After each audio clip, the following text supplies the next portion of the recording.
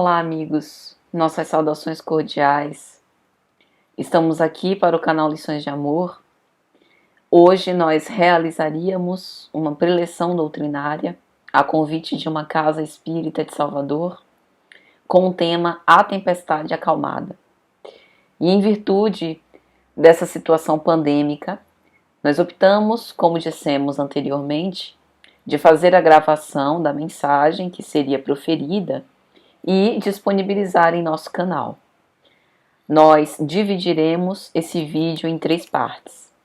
A primeira parte contemplará a leitura de uma mensagem pelo Espírito Emmanuel, para que a gente possa se aclimatar psiquicamente.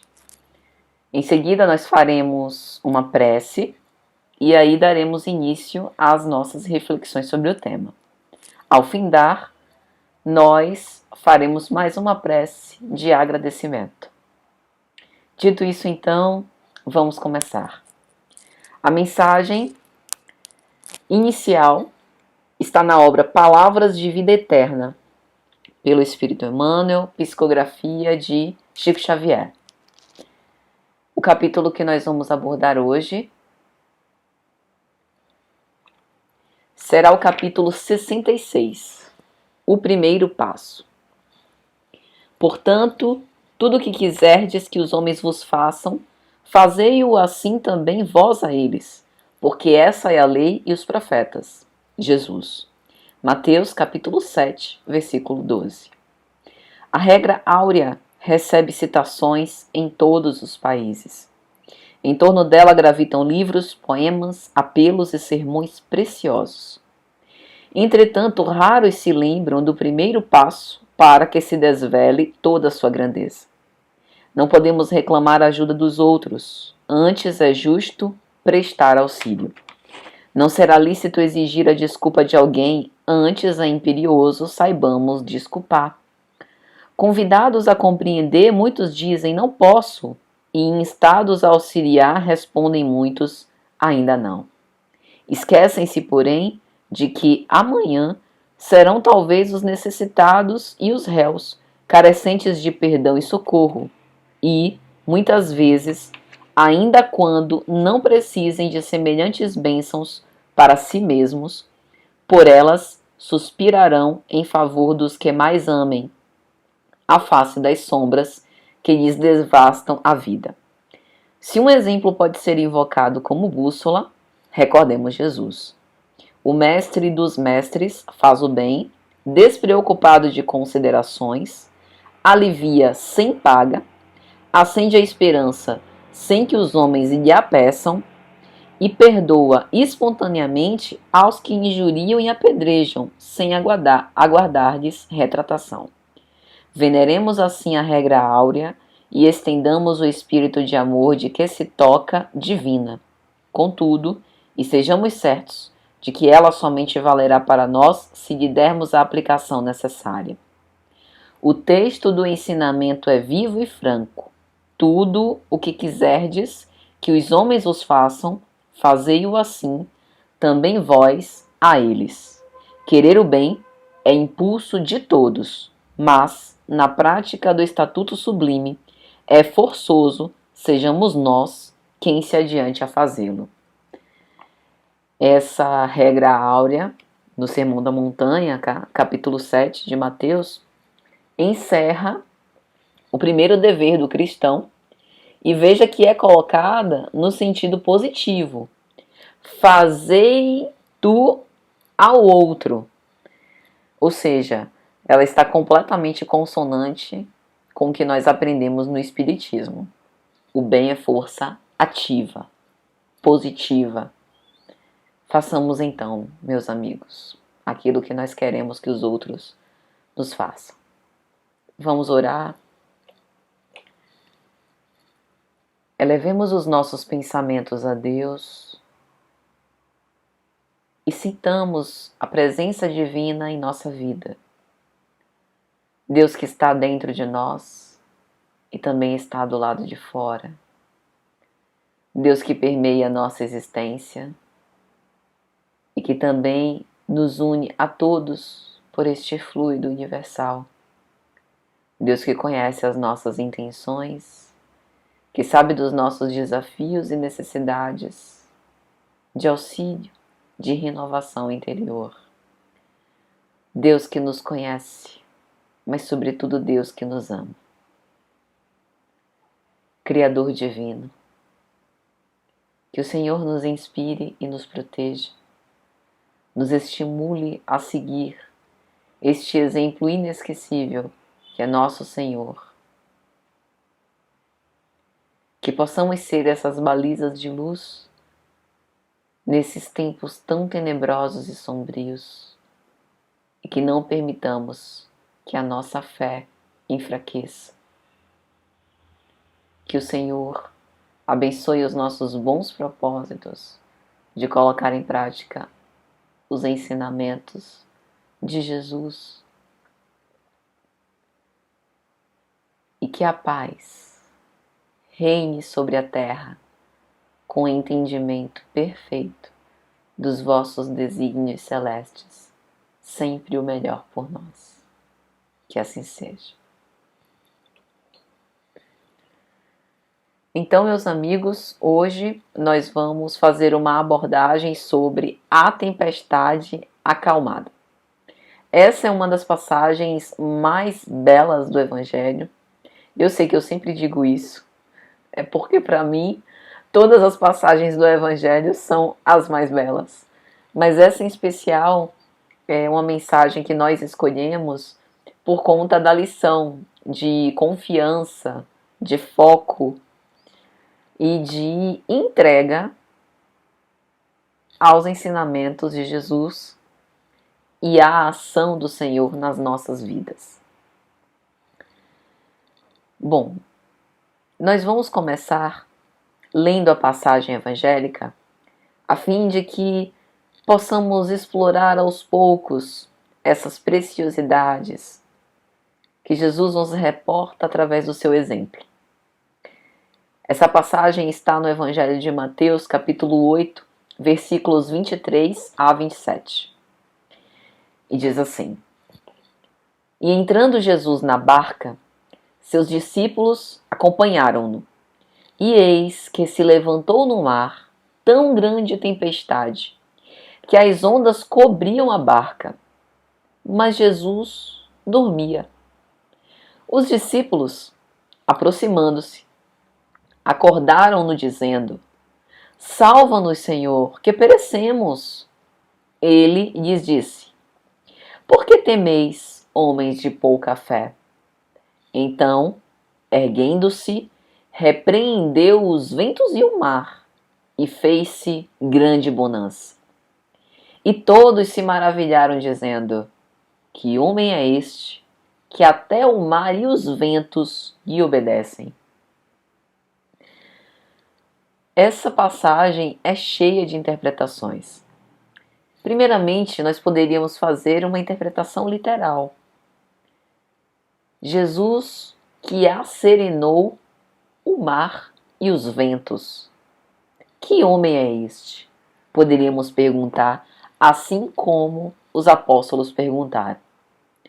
Hoje nós sabemos que Jesus não era simplesmente um homem comum, mas um espírito puro, cuja presença irresistível, cuja claridade solar, iridescente, tem um poder de alcance ainda hoje,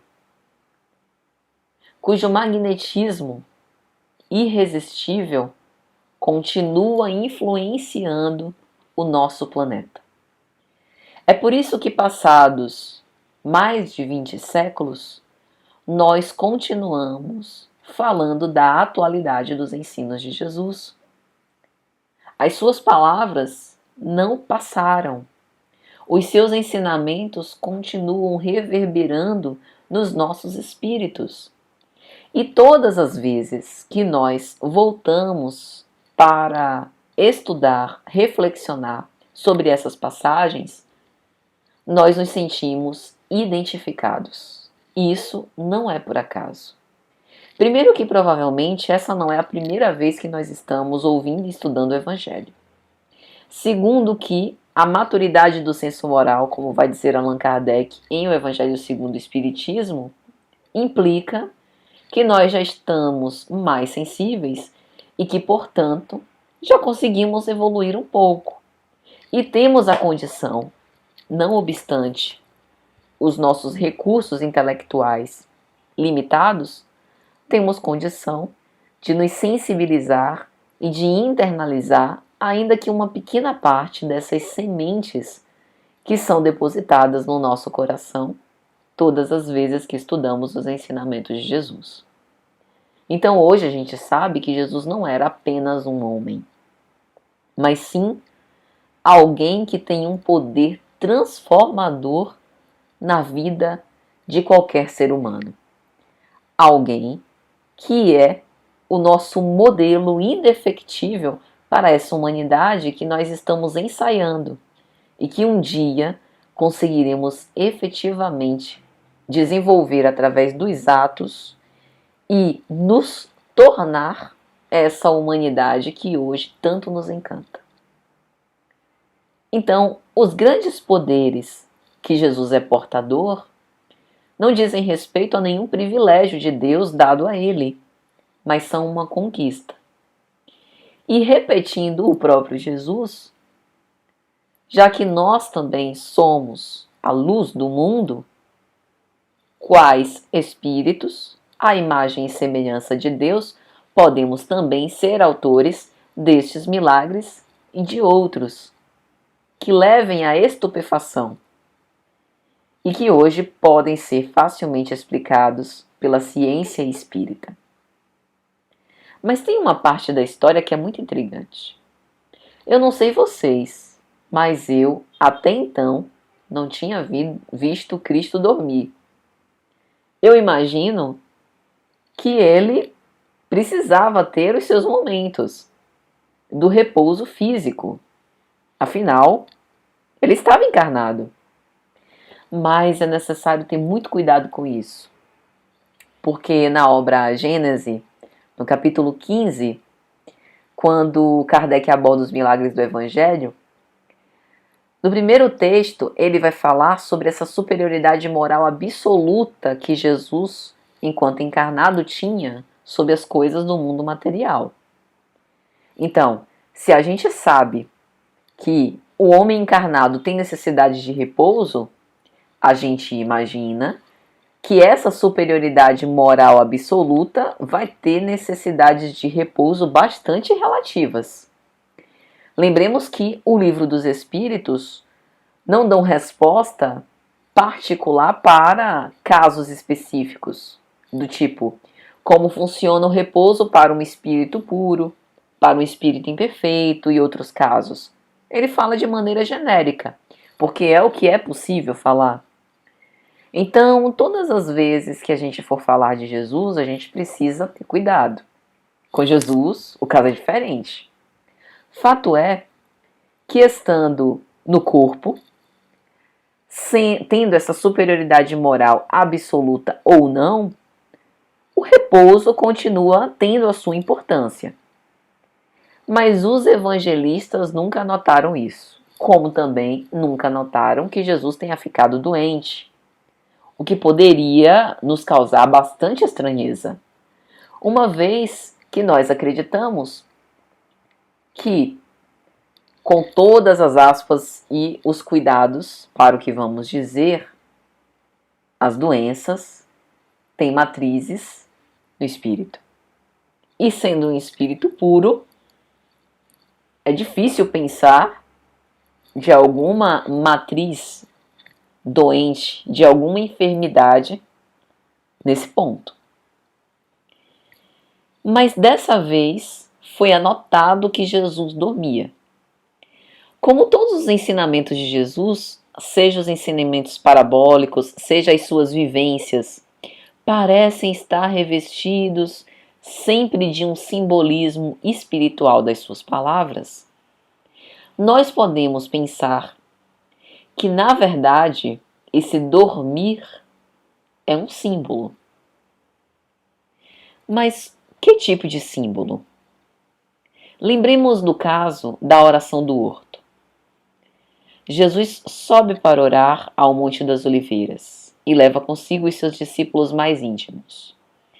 Ele estava fazendo uma espécie de meditação e vigília, porque aproximaria o período da sua paixão. Pouco tempo depois, Judas chegou com os soldados romanos para o prender. E Jesus faz uma exortação, antecipando-se a esse evento, na iminência desse evento acontecer, rogando que os seus apóstolos permanecessem vigilantes e orassem junto com ele. Mas os apóstolos dormiram. O dormir, nesse caso, implica em dormir para a realidade espiritual, em deixar de considerar a importância da vigilância e da meditação.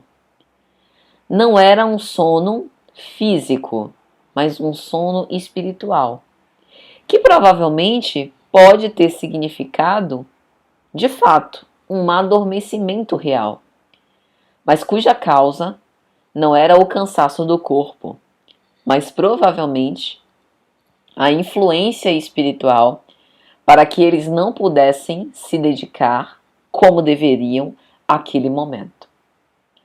Agora imagine Jesus numa barca, no meio do mar, e de repente esse mar fica revolto. E com tantas possibilidades para Jesus agir, e olha que ele escolhia muito bem como agia. Jesus é excelente tanto pelo que ele fazia e dizia, quanto pelo que ele deixou de fazer e deixou de dizer.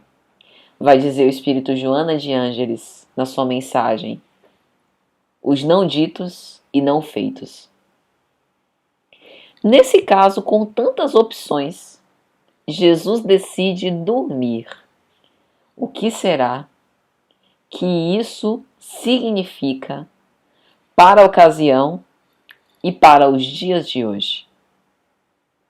Para isso, pensei em recorrer a uma história do Antigo Testamento.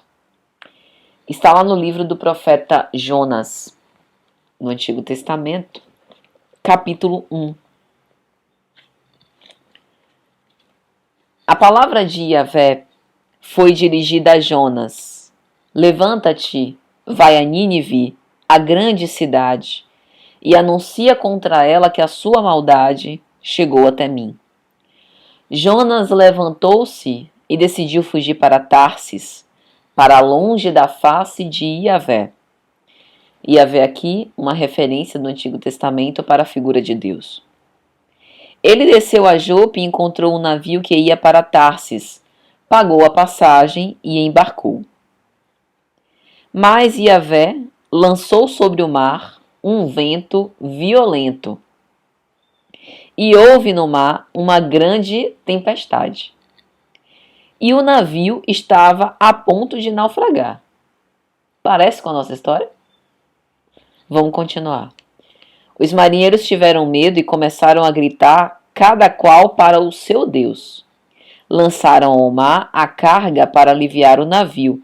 Jonas, porém, havia descido para o fundo do navio, tinha-se deitado e dormia profundamente. O comandante do navio aproximou-se dele e lhe disse: como podes dormir? Invoca o teu Deus. Talvez Deus se lembre de nós e não pereceremos. E eles diziam uns aos outros: vinde, lancemos sortes para saber por causa de quem nos acontece isso. Eles lançaram as sortes e a sorte caiu sobre Jonas. E disseram então: conta-nos qual tua missão, de onde vens, qual tua terra, a que povo pertences. E ele disse: sou hebreu, venero a Yahvé, o Deus do céu, que fez o mar e a terra. Então os homens foram tomados de um grande temor e disseram: que te faremos para que o mar se acalme em torno de nós? E ele disse: tomai-me e lançai-me ao mar, e o mar se acalmará em torno de vós, porque eu sei que é por minha causa que essa grande tempestade se levantou contra vós. Então os homens remaram para atingir a terra, mas não puderam. O mar se tornava cada vez mais tempestuoso. Eles invocaram Yahvé e disseram: Não queremos perecer por causa da vida deste homem, mas não ponhas sobre nós o sangue inocente, pois agiste como quiseste. Tomaram Jonas, lançaram-no ao mar, e o mar cessou o seu furor. Os homens foram tomados por um grande temor para com Yahvé, ofereceram um sacrifício e fizeram votos. E o que aconteceu com Jonas? Yahvé determinou que surgisse um peixe grande para engolir Jonas. Jonas permaneceu nas entranhas do peixe 3 dias e 3 noites, orou a Yahvé, seu Deus, das entranhas do peixe, e ele, então, salvou Jonas.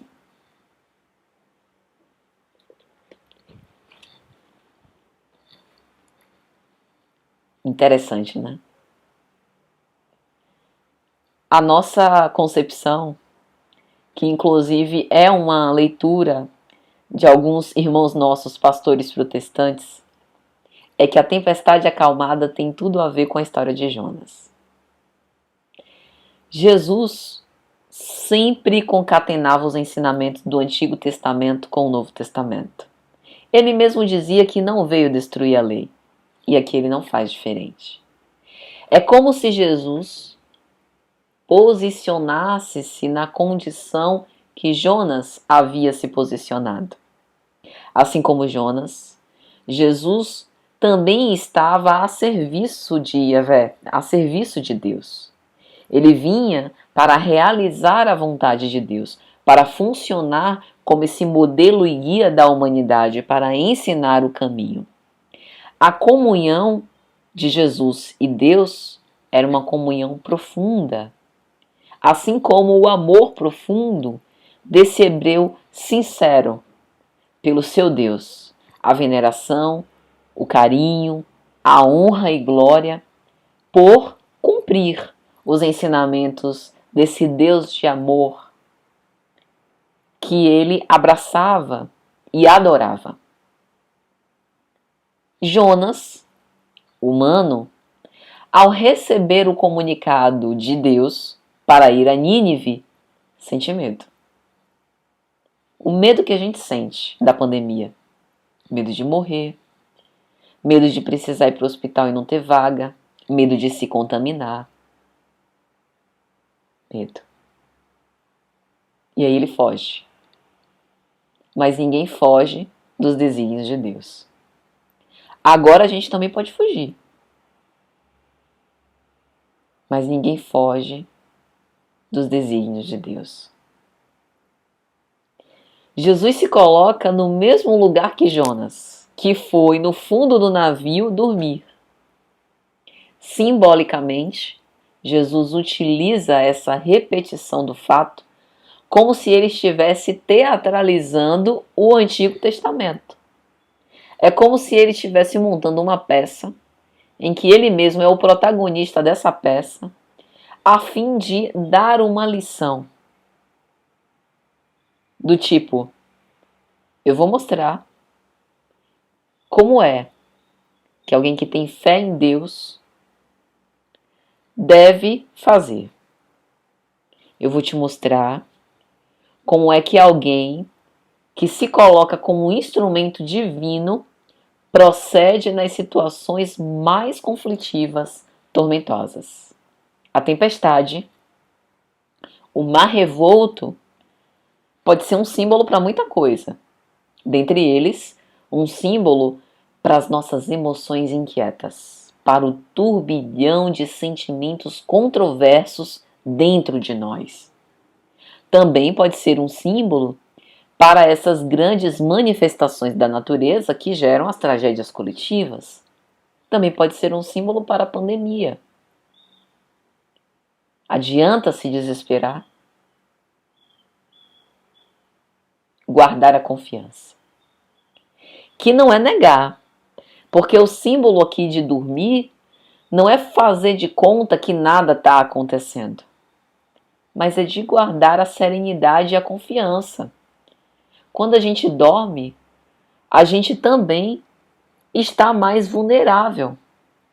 A gente também está numa posição de que é como um símbolo de tranquilidade perante a situação difícil. E quando Jonas acorda pelos marinheiros, e os marinheiros começam o interrogatório, mas de onde sois? Qual a sua procedência? Ele poderia disfarçar, mentir, mas ele assume, decide não abjurar. Ele confessa a fé, ele faz uma profissão de fé. E ao confessar a fé, ele se coloca à disposição, ele se expõe para qualquer tratativa. E é ele mesmo quem diz: jogue-me no mar. Porque isso tudo está acontecendo por minha causa. Isso é interessante. Jesus sabia que muitos tormentos, que muitas dificuldades iriam aparecer por sua causa. Como ele mesmo chegou a dizer que em algum momento os conflitos iam surgir, que até que se estabelecesse a paz no mundo, haveria muito remoer de sentimentos controversos, muitas lutas sangrentas, se dizendo em nome de Deus e em nome da paz na terra. Mas em momento algum ele titubeia e enfrenta toda a situação. No caso de Jonas, que provavelmente não tem a autoridade moral que Jesus tem, ele simplesmente se entrega. Jogaram-no ao mar e tudo bem. E Yahvé o salva, deixando que ele passasse por aquela tormenta nas entranhas do peixe, por 3 dias e 3 noites. E depois o peixe cuspiu Jonas em terra firme. Não é que a fé e a confiança nos livre de todo o mal, como se fosse uma blindagem especial, espiritual, né? Como a gente costuma dizer, estou blindado, nada mais me atinge. A gente continua passando pelo desafio. A gente continua passando pela dor. Mas essa blindagem, ela é simbólica. Significa que não é que a dor não nos atinja, ela nos atinge. Mas somos nós que escolhemos manter a serenidade ou nos desesperar. Provavelmente Jonas sentiu medo. Mas esse medo não foi capaz de fazer com que ele abandonasse a sua fé e a sua confiança no Altíssimo. No caso de Jesus, não teve peixe, que provavelmente é um símbolo. Jonas guardado nas entranhas do peixe. Talvez o momento da tempestade, que mais tarde foi acalmada por Jesus, ainda não fosse o momento da sua paixão. Então ele foi guardado para este momento especial, para o momento do testemunho. No caso de Jesus, ele mostra um poder de que todos nós somos capazes de alcançar. Jesus, ao acalmar a tempestade, demonstra conhecimento. Conhecimento das causas divinas. É como se ele dissesse: a tempestade é por mim, mas tenha calma, eu sei o que eu estou fazendo. E aí, meus amigos, a gente não pode deixar de abordar, à luz do Espiritismo, que há fenômenos naturais e todos eles funcionam de acordo com a lei divina natural. E Jesus conhecia isso. O Criador, expressando-se por essa harmonia nas tempestades, nas intempéries, nas movimentações de terra, há também forças causais por trás. Jesus dominava o conhecimento dessas causas, dessas forças naturais, além da sua superioridade moral. Ele agiu na causa, que para o Espiritismo sabemos são os seres inteligentes encarregados das manifestações da natureza. E aí a gente tem algumas questões em O Livro dos Espíritos que nos explicam. Questão 536. Os grandes fenômenos da natureza, aqueles que são considerados como a perturbação dos elementos, são de causas imprevistas ou, ao contrário, são providenciais? Tudo tem uma razão de ser e nada acontece sem a permissão de Deus. A linha A. Esses fenômenos sempre têm o homem como objetivo? Algumas vezes têm uma razão de ser direta para o homem. Entretanto, na maioria dos casos, tem por objetivo o restabelecimento do equilíbrio e da harmonia das forças físicas da natureza. Pense, por exemplo, na movimentação das placas tectônicas que geram os tsunamis, nos graves deslizamentos de terra, no vírus pandêmico. Qual o objetivo? Restabelecimento do equilíbrio e da harmonia das forças.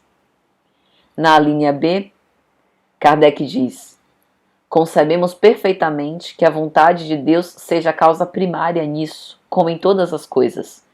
Mas como sabemos que os espíritos têm uma ação sobre a matéria e que são os agentes da vontade de Deus, perguntamos: alguns dentre eles não exercem uma influência sobre os elementos para os agitar, acalmar ou dirigir?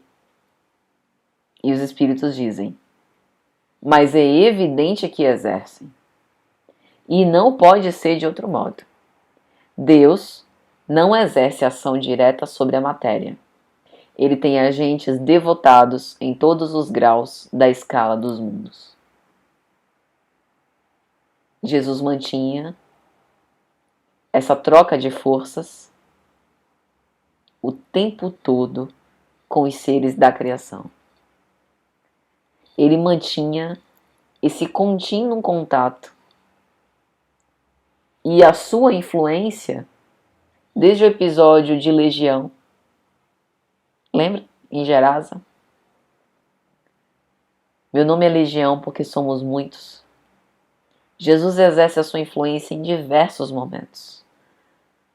Nas bodas de Caná, mas no momento em que ele mesmo testificou a sua mensagem, na sua paixão, ele não utilizou de nenhum desses recursos de entendimento das forças naturais, por entender que a vontade do Pai era justamente de entregar-se em holocausto para esse amor imbatível a todas as criaturas humanas. Então, meus amigos, esse episódio ele é muito mais rico do que nos parece, do que uma vista superficial. As reflexões que nós fizemos aqui são reflexões ainda muito introdutórias, e eu particularmente penso que ao longo do tempo a gente vai conseguindo mergulhar cada vez mais profundamente no Evangelho e extrair lições muito profundas. Penso também que a Bíblia está cheia de conexões. E eu particularmente adoro essas conexões. Gostaria de ter condição de fazer mais do que faço, porque não é um livro desconexo. É um livro completamente conjunto, unificado. E talvez com a sensibilidade que nós vamos desenvolvendo através do nosso aperfeiçoamento moral, fique mais claro e lúcido para a gente quais são essas conexões. Esse episódio da Tempestade Acalmada é um exemplo disso. Símbolo da fé e confiança nos dias tempestuosos. Passamos hoje por uma grande tempestade. E talvez o nosso maior desejo seria que Jesus ressurgisse, impusesse as suas mãos e acalmasse. Talvez o nosso desejo fosse de que uma vacina curasse a Terra. Será que a gente entende a bênção dessa dor? Eu estou vivendo junto com todos do mundo essa dor. E falar sobre isso é muito difícil. Mas particularmente penso que nós sempre podemos extrair lições dos dias mais difíceis. O desespero dos apóstolos, Senhor, salva-nos, pereceremos, é também o nosso desespero.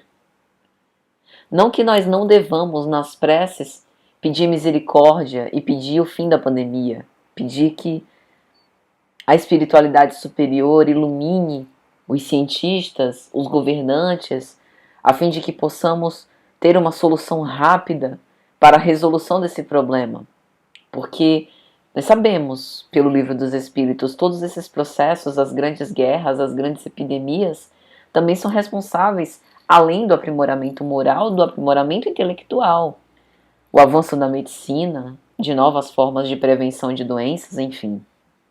Mas o que eu quero dizer é que, enquanto não chega a cura, a gente pode aproveitar a dor de se curar de outras coisas indiretas. De se curar da impaciência, da desobediência e da falta de resignação. De se curar do egoísmo, do orgulho e da impiedade. De se curar da presunção que a gente ainda carrega, de que pode salvar a tudo e a todos. De pensar nos nossos limites, de pensar que talvez o necessário que Jesus fala a Marta e fala para nós seja o que é invisível aos olhos mesmo. As riquezas são uma dádiva na nossa vida, mas a vida por si só já é o bem imperecível maior e mais importante. A espiritualidade sempre trabalha incessantemente na criação e também nesse cenário pandêmico. Nada acontece fora dos desígnios de Deus. E eu acredito sinceramente, meus amigos, que nós temos que nos convencer disso. E esse é um excelente momento. E já caminhando para o final dessas reflexões despretensiosas, eu gostaria aqui de repetir as palavras de Jesus. Por que temeis, homens de pouca fé? Por que temeis? Nós que conhecemos o Evangelho. Sigamos os cuidados, com prudência e coragem, confiantes de que a tempestade será acalmada. Não no nosso tempo, mas no tempo de Deus. A gente pode achar que poderia fazer um trabalho melhor do que o do Pai. Onde está a espiritualidade que dorme perante todos esses processos?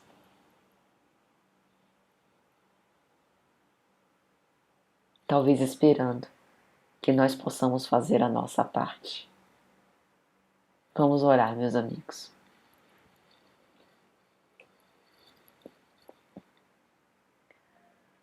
Divino amigo e mestre Senhor, companheiro de todos os nossos momentos, nós te agradecemos pela oportunidade, pelas reflexões em torno do teu Evangelho Redentor. Te agradecemos pelo teu exemplo, pelo suporte, pelo amparo, pelo auxílio nesses dias tão difíceis. Guarda-nos com serenidade e confiança, a fim de que possamos fazer o nosso papel, cumprindo os teus desígnios. Que o Senhor nos abençoe e nos proteja de sempre. Que Deus seja sempre louvado. Assim seja. Meus amigos, muita paz e até a próxima, se Jesus permitir.